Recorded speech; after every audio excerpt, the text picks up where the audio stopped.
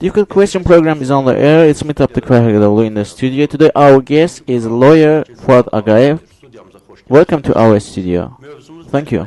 Today we'll discuss judiciary reforms. My first question is public. How are the rights of hearing attendants in the hearings are protected? Perhaps you mean the journalists who visit the courtrooms and observe the hearings. Although they are not during participants of the court proceedings, they are interested and watch the process. In Azerbaijan, the court hearings are held openly, with some exceptions where the question is maybe a state secret or military secret or any other confidential information or family issues. And in those cases, the court hearings can be held closed according to a relevant court ruling.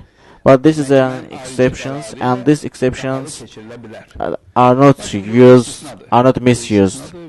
But in any other cases, anyone wishing to attend the hearing has right to observe the election, the hearing, and his right must be fulfilled, ensured. But in many cases, the courtrooms are very small, and as all seats are taken, the other people are not allowed in. Here we can speak about the legislation problem as well, because the legislation must be changed on this issue. And sometimes, this issue is misused, and sometimes they don't want that this or that court hearing be published comprehensively in the media, and therefore they misuse this issue. For some counts, there are press outlets that are regarded as like non grata person. They cannot find seats in the courtrooms. Even in the Soviet period, there was a notion of mobile court hearings, namely, the issues with great public importance were not heard in a courtroom but in a bigger halls like clubs or palaces. For example, in 90s, a Tibarman Meadows hearing was held in a club with attendance of over 1,000 people. Now about our main topic, court judiciary reforms. I want to mention some note. Up to 2000, the criminal code of the Soviet Union was in power, but after gaining independence, a new criminal code was approved. The Azerbaijan president issued a decree to enhance the number of judges and enhance the power of the judiciary system. What do you think? Will the increase of quantity will influence on the quality? I don't think so. I started my law activities in 1980s, and I can compare the level of these lawyers in Soviet period and in independence period. I see that there has been some improvement in the legislation as Azerbaijan became member of Council of Europe and other international organizations, and there were relevant improvements in the Azerbaijani legislation. But the Azerbaijan's legislative system at present lacks quality. There's a quality problem, and this problem surfaces itself in the judicial system of Azerbaijan as well.